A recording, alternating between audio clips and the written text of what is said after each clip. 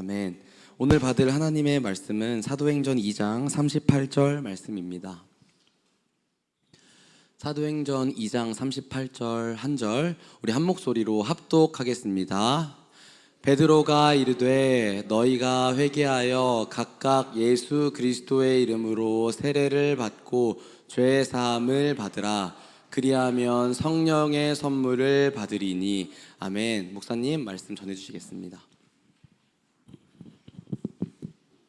고개 들어. 은영이 앞으로 와. 네 명 너무 좁잖아. 큰놈들이. 이제 성령의 세례를 받는다라는 것은 아주 중요한 일입니다. 왜 중요한 일이냐면 일단 제 개인적인 것을 한번 얘기를 한번 해볼게요. 94년 10월 달에 예수님을 믿었어요.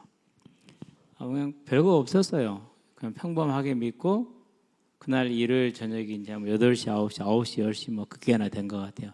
가을이니까 뭐 한 8시, 9시 됐겠죠. 되게 늦게 됐다는 생각을 했는데 아무 일도 없었어요. 그냥 예수님을 내 구주로 고백하고 죄인임을 고백하고 뭐 죄인인지도 모르고 고백한 거예요. 그러고 다음 날 눈을 떴는데 세상이 바뀌어 있는 거예요. 예, 너무 놀랐어요. 그러면은 세상이 바뀔 리가 없잖아요. 누가 바뀐 거예요?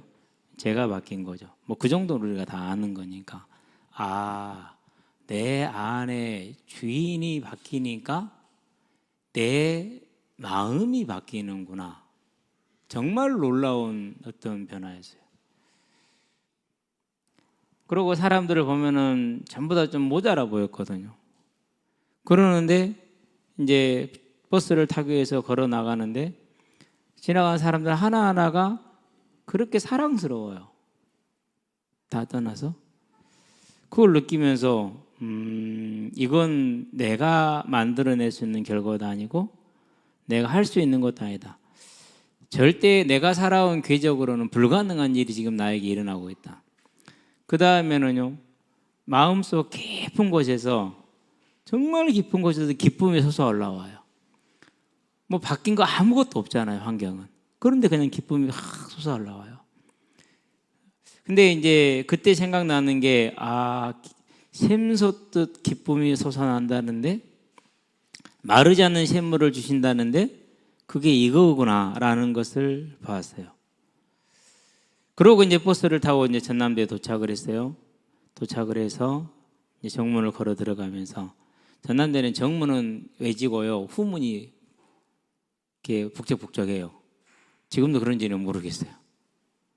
정문은 정말로 사람이 없어요. 그 넓고 고요한 길을 걸어서 결에 꽤 돼요. 한 뭐 200m, 300m 된 그런 기억이 그대로 안 가봐서 잘 모르겠는데 거기서 이제 기도를 해요. 걸어가면서 하나님, 세상이 그리고 사람들이 힘들고 행복이 없는 이유가 성공을 못해서가 아닙니다. 그때는 공부를 하고 있었으니까 시험을 합격 못해서가 아닙니다. 그때서야 저는 서울대를 왜 가는지 사람들이 아는지 알았으니까 서울대를 못 가서도 아닙니다. 하나님을 떠나서입니다. 하나님, 이제 저에게 한 가지를 주시되 전도하게 해주세요. 그 기도 하나였어요. 다른 거 아무것도 필요 없었어요. 자, 우리 바울을 한번 봐볼까요? 사도 바울은 열심히 있는 페리세스, 바리새인이에요. 구약 율법을 그대로 지키는 거죠. 그리고 태어나면서부터 로마 시민권을 가지고 태어났어요. 집안이 큰 부자라는 소리, 아주 큰 부자예요. 아마 지역의 큰 유지였을 거예요. 당시 유대인들 사이에서는 최고의 학부라고 치는, 우리 고려시대 때 고려시대 고려 말에 유행했던 게 이제 뭡니까? 사원이라고 그러죠. 그런 이제 사원의 지도자가 누구냐에 따라서 이게 이제 그 위세가 달라지는데 그때도 그런 게 있었는가 봐요. 그 전에 훨씬 전인데도 가말리엘 문화생. 그래서 사도행전에 보면 가말리엘이 이제 그런 뭐라고 할까 유대인들의 소동을 이렇게 잠재우잖아요. 만약에 저거 진짜 하나님의 사람이면 어떡할 거냐? 가만히 놔둬라. 그만큼 파워가 있는 사람. 그런 가말리엘에서 최고의 문화생으로서 개인의 학벌이나 지식이나 모자람이 없고 가문의 위세도 모자람이 없고 하나님을 향한 열심 최고였죠. 스데반 집사를 돌로 쳐서 죽일 때 그때 증인으로 섰던 게 바울이에요. 사람들이 바울이라는 청년 앞에 겉옷을 벗어두더라. 겉옷은 신분증이었으니까. 그런 바울이 아직도 살기가 등등하여서 그 아직도라는 말이 얼마나 기간을 말하는지는 잘 모르겠지만 상당한 기간이에요. 예루살렘에서 그때 당시에 추산하기로 한 2만 명이 모여 있었다고 그래요. 2만 명 정도. 그러면 그 사람들 날마다 먹고 자고를 해야 되잖아요. 그래서 사도행전 4장에 보면은 뭐가 필요한 거예요? 교회에 돈이 필요한 거예요. 그래서 자기 동밭을 팔아서 갖다 놓는 거예요. 그러니까 지금 예루살렘에 와서 여관에 기거하고 있단 말이에요. 그런 사람들 비용을 다 누가 된 거 그러니까 교회가 된 거예요. 그 예루살렘에 있던 사람들이 다 흩어진 거예요. 그리고 다 잡아들인 거예요. 그러니까 최소한 오늘날과 같은 속도는 아니었을 것이기 때문에 뭐 몇 달은 지났다고 봐야 돼요. 그런 상태에서 다메섹으로 가죠. 200km가 넘는 아주 먼 길입니다. 그 길을 걸어가야 돼요. 그리고 또 사람들을 잡아서 또 예루살렘을 끌고 와야 돼요. 또 걸어와야 돼요. 작은 일입니까? 우리는 상상하기 어려운 일이죠. 근데 그 일을 위해서 지금 사도 바울이 걸어가는 중입니다. 아직도 뭐가 등등하다고? 살기가 등등하다 그랬어요. 사도행전 9장에 보니까. 그렇게 가다가 부활하신 예수님을 만나게 됩니다. 큰 빛을 봅니다. 음성을 듣습니다. 같이 간 사람들은 빛만 보았지 음성을 못 들었어요. 바울만 듣는 것이죠. 그래서 이제 거기에서 바울의 눈이 멀어버립니다. 하나님이 멀게 하셨습니다. 왜요? 네가 지금 영적으로 이런 맹인 아니냐라는 하나님의 강력한 말씀입니다. 그렇게 뛰어난 사람인데 영적으로 맹인이라는 겁니다. 가려버렸죠. 그래서 이제 며칠 동안을 봉사로 있으면서 아나니아라는 사람이 올 때까지 기다립니다. 아나니아라는 사람이 올 것이란 걸 바울에게 얘기를 했고 아나니아에게도 얘기를 해서 너는 가라고 그럽니다. 가서 이제 사도 바울에게 하나님의 명령을 전합니다. 이방인과 임금들과 유대인들을 위한 하나님의 택한 그릇이라는 일을 아나니아가 전하죠. 그 전에 하나님이 뭐라고 약속하냐? 아나니아한테 내가 그에게 그가 받을 나를 때문에 나를 위하여 받을 고난을 내가 그에게 보이리라. 눈이 안 보이는 동안에 그 고난을 보여주신 것이죠. 그렇게밖에 설명이 안 되는 이미 그때 그 기간 안에. 그래서 이제 아나니아 가서 안수를 할 때 바울의 눈에도 비늘 같은 것이 벗겨집니다. 그리고 봅니다. 식사를 합니다. 강건하셔서 즉시로 예수가 그리스도임을 곧 예수가 부활하신 메시아임을 증거했다라는 말입니다. 그렇게 증거를 하죠. 그래서 많은 사람들이 이제 하나님께 돌아오게 하고, 그리고 그때 이제 바구니 타고 도망을 가죠. 성례를 밖으로. 그러니까 바울이 천천히 변해 간 게 아니에요. 어떻게 바뀌었어요? 그 살기 등등한 사람이 한순간에 바뀐 손바닥 뒤집힌 거예요. 180도. 이걸 성령 세례라고 그래요. 그래서 저와 여러분의 삶이 내가 힘쓰고 내가 애쓰는 아등바등하는 그런 삶, 또다시 제자리로 돌아가 있고 또다시 제자리로 돌아가 있는 그런 삶, 거기에서 이제 우리가 벗어나야 돼요. 정말 이 땅의 삶은 짧아요. 며칠 전에 식사를 하면서 제가요 우리 청년들한테 그랬어요. 나는 이제 끝을 향해 왔어. 안도감이 있어. 이제는 내 삶을 마무리할 수 있는 시간이 됐기 때문에 되게 안도감이 있어. 감사해 하나님께. 여러분만한 나이 때 내가 어디까지 갈 수 있을까? 되게 알 수 없잖아요. 내일 일을 누가 알아요? 근데 나는 지금 이 나이까지 왔어. 되게 나는 안도감이 들어. 여러분이 내 나이 되면 무슨 말인지 알 수 있을 거예요. 여기까지 온 게 너무 안도감이 든다. 그 말은 무슨 말이냐면 다른 한편으로는요. 이제 내 인생에서 다른 거 취할 게 아무것도 없다. 젊었을 때보다 더욱더 이제 하나님의 나라를 위한 삶으로 나를 드릴 수가 있는 것이다. 나는 그런 뜻을 가지고 있는 것이죠. 자, 그러면은 사도 바울이 그렇게 일순간에 바뀌고 한 사람의 일생이 한순간에 바뀌는 것이 그게 뭡니까? 그게 성령이에요. 그래서 성령이 너희에게 임하시면, 오직 성령이 너희에게 임하시면 너희가 뭘 받고요? 권능을 받고 변화되는 겁니다. 그 변화가 왔었을 때 저와 여러분의 삶의 모습이 어떻게 될 것이냐, 그것은 이제 우리가 수련회 때 말씀을 들어 한 세 가지로 얘기를 했죠. 하나님을 알게 됩니다. 하나님을 알게 되면 어떻게 됩니까? 사람이요, 그때부터는요 평안해져요, 겸손해져요, 부끄러워요, 담대해져요, 밝아져요. 정말로 부끄러워요. 그러는데 왜 부끄럽죠? 그 하나님의 크고 위대하심을 알지 못하고 아무것도 아닌 인간이, 감기 한번 걸리면 골골해서 빌빌발할 인간이 마치 자기가 하나님의 것처럼 살았다는 게 부끄러워요. 왜 부끄럽죠? 자기 안에 죄를 보기 때문에 부끄러워요. 이런 나를 하나님이 죽이지 아니하시고 살리셨다고 한없이 민망하고 한없이 부끄러워요. 한없이 감사하고요, 한없이 기쁘고 한없이 즐거워요. 이 감정을 뭐라고 표현을 해야 될지 몰라요. 거듭남의 모습이에요. 우리 모두에게 그 하나님의 은혜가 있기를 바랍니다. 그래서 우리 먼저 된 사람들은 진짜 기도해야 돼요. 무슨 기도를 해야 되느냐? 하나님, 이 생명의 은혜가 힘으로나 능으로 되는 게 아니지 않습니까? 원한다고 되는 것이 아니고 달려간다고 되는 것이 아니지 않습니까? 야곱과 에사를 태중에서 부르지 않으셨습니까? 야곱은 사랑하고 에사는 싫어한다고 미워한다고 하시지 않으셨습니까? 하나님,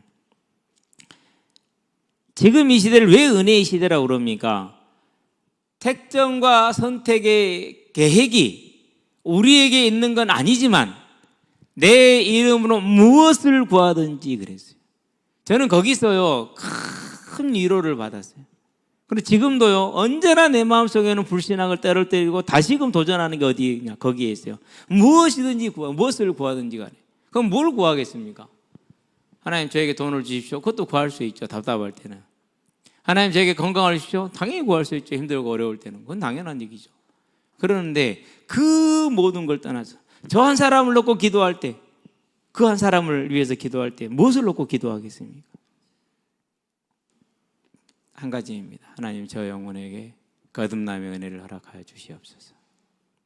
딱 그거 하나입니다. 그거 하나면 다 되니까. 저와 여러분은 우리 주변에 붙여진 이들을 위해서 그렇게 기도하시기 바랍니다. 오늘도 그런 생각을 많이 했어요. 하나님의 영이 정말 임하시면은 근원적인 변화가 올 것인데, 저렇게 들쑥날쑥 엎어에다 뒤집어 타고 말씀을 못 듣고 그래도 꾸역꾸역은 오고, 하나님 시간을 단축시키시고 은혜를 크게 하여 주시옵소서. 간절할 수밖에 없고 간절할 수밖에 없어요. 사람에게 제일 중요한 게 뭡니까? 이 땅에 사는 삶이 너무 중요해요. 그래서 많은 사람들이 자기 양심을 팔고 그런 걸 팔고 살 수 있어요. 그러는데 시간이 지나고 나면은 어떤 결론에 도달하느냐? 굳이 그러지 않아도 되겠구나라는 그런 이제 인생의 회한에 도달하게 돼 있어요.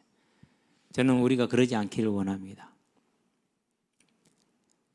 오늘 내게 정말 힘들고 어려운 숙제가 있고 당면한 과제가 있는 것 같아요. 그것 때문에 내가 어떻게 내 삶에 끌려가는 모습이 어쩔 수 없는 것 같아요. 거기서 여러분은 멈추시게 되길 바랍니다. 딱 한마디로 이렇게 하지 않아도 괜찮아. 절대 괜찮습니다. 어떻게 하면 됩니까? 하나님을 만나면 됩니다. 그분이 나를 위해서 예비하신 것을 내가 볼 수 있는 은혜가 임하면 됩니다. 그러면 뭘 구하겠습니까? 하나님, 저에게도 다메섹 도상의 바울을 만나 주었던 것처럼 저를 만나 주시옵소서. 불신자이기 때문에 안 듣습니까? 그럴 리가요. 다 모든 사람의 소리를 다 듣는 하나님이고 다 아시는 하나님입니다. 모든 사람의 마음의 깊은 것도 다 아시는 하나님입니다. 우리에게는 감사한 게 한 가지 있습니다. 그게 뭡니까? 그게 예수 이름이라는 것이 있습니다. 그 이름을 교회의 앞선 자들이, 먼저 나온 자들이 하나님 앞에서 그 이름으로 하나님 저를 위해서 기도하지 않았습니까? 하나님 그 기도에 응답하겠다 약속하지 않았습니까? 그러니 저에게 약속의 말씀대로 내게 성령을 부어 주시옵소서. 구하시게 되길 바랍니다. 그러면 우리의 중보기도는 어떤 겁니까? 생명을 살리는 기도가 되는 것입니다. 그래서 성령이 우리에게 임할 때 저와 여러분은 성령이 임했다는 것은 우리의 죄가 사해졌다라는 것입니다. 죄가 사해졌다는 게 얼마나 대단한 겁니까? 놀라운 일입니다. 이번에 8.15 사면 때 조국 전 국무총리 법무부 장관이 포함됐다고 그러죠. 아마 머지않아서 재판을 다시 신청하지 않을까라는 그런 생각이 듭니다. 재심을 신청할 것 같아요. 그렇게 될 수밖에 없습니다. 그럴 건데 종인이도 8.15 때 나올 수 있을지도 몰라요. 목사님, 내가 가면은 그냥 그러고 있으네. 아이고, 덜 컸구나. 아직도 그 자리구나. 예.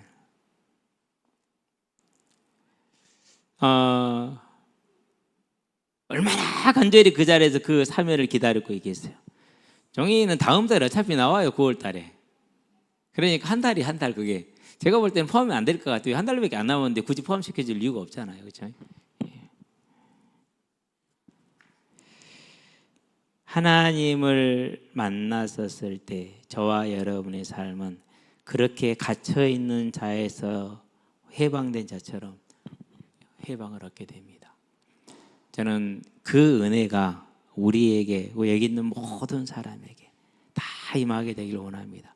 그리고 그 하나님의 성령이 임해서 내가 자녀가 되고 천국을 바라보니까 뭐가 보입니까? 이미 가신 자들이 보입니다. 돌아가신 분들. 오메, 천국을 못 가셨구나. 되돌릴 수 없잖아요. 그러면 이제 뭐가 됩니까? 남은 자라도 되돌려야겠죠. 그게 전도의 시작입니다. 남은 자라도. 그래서 친구들한테 말합니다. 가족에게도 말합니다. 돌아온 건 딱 거의 비슷합니다. 병신, 미친놈, 너나 잘 믿어라. 이런 식으로 돌아오게 돼 있습니다. 안 그러면은 꼭 그렇게 믿어야 되겠냐? 적당히 타협하면서 잘 믿어야. 그게 지혜로운 거 이렇게 얘기를 합니다. 모르면 그럴 수밖에 없습니다.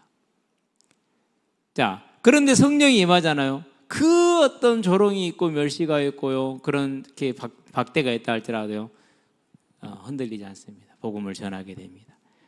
예. 성령이 임하시면은요, 분명히 우리는 우리가 생각하는 것 이상의 일을 하게 될 것입니다. 토요일 날 저녁에 우리 아이들한테 집에서 그 고문에 대한, 핍박에 대한 얘기를 하면서 속으로 생각을 했어요.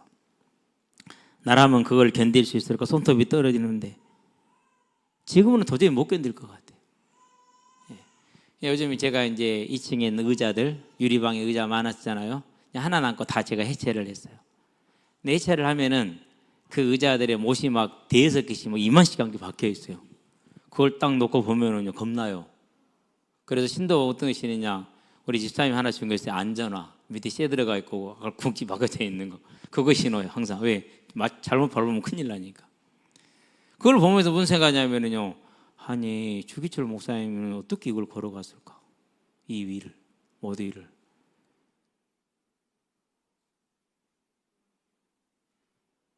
상상이 안 돼요.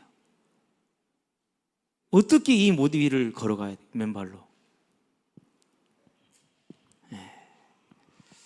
그게 뭡니까? 힘으로도 못하고 능으로도 못하되 오직 여호와의 신으로 되느냐. 그 시간에 성령께서 증거가 있냐 했죠. 뭐라고 말씀하십니까? 요한복음에서, 마태복음인가요? 너희가 권세자들 앞에 섰을 때 무엇을 말할지 걱정하고 생각하지 마라. 너희 속에서 말하시는 이는 누구니라? 성령이시니라. 그때 하시겠다는 거예요. 그 상황에서 그 힘을 주신 거죠. 그러니까. 그러면서 또 한 번 느낍니다. 아이들한테 그 핍박에 대한 얘기를 하면서 오직 성령이 임하셨을 때 우리가 이 능력을 갖는 것이다. 그러니 아이들 하나의 머리에 안수를 하면서 정말 얼마나 간절하겠습니까? 하나님, 약속의 말씀대로 우리가 우리의 죄를 회개하고 우리를 대신해 죽으신 예수 그리스도를 믿사오니 성령의 세례를 약속의 말씀대로 부어 주시옵소서. 정말 어려운 숙제이고 그리고 간절한 또 숙제이기도 합니다. 저와 여러분들 정말 회개함으로 예수 그리스도를 믿어서 성령의 세례를 받으시게 되길 바랍니다. 그럴 때 약속대로 성령이 우리 것입니다. 그럼 어떻게 됩니까? 그러면 이제 우리는 내 삶을 쳐서 복종을 시킬 수 있습니다. 모든 게 끝이 아닙니다. 그때부터 이제 본격적인 하나님의 자녀로서의 싸움이 시작되는 겁니다. 쳐서 복종시키는 오래 참음과 자비와 양성과 온유와 절제와 충성과 희락과 사랑과 화평 이런 것을 이제 그냥 되는 것들 아니잖아요. 뭐 하는 것이에요? 마태복음 5장에 팔복이 나옵니다. 전부 다 뭐합니까? 뭐 하는 자, 뭐 하는 자입니다. 무슨 말입니까? 힘써서 나가는 걸 말하는 것입니다. 그래서 구원파나 일부 그런 잘못된 단체들에서 거짓말하는 게요, 믿으면 끝이라고 그럽니다. 아닙니다.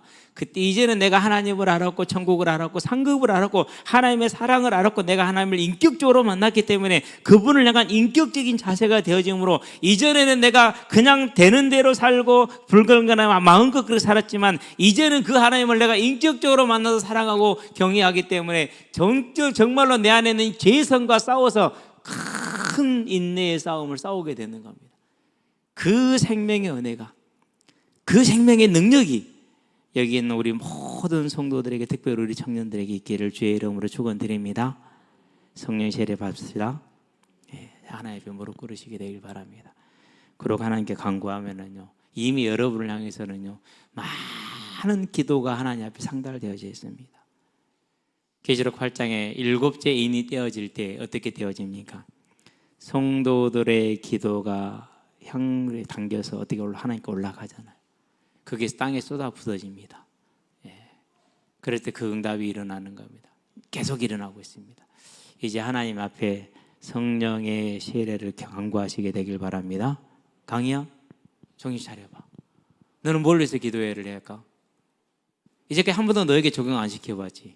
시켜주세요. 수아나, 너에게 적용시켜봐. 이 성령의 세례를. 영준이하고 영민이는요 되게 엄마 생각을 많이, 엄마가 뭐 말하면 잘 들어요.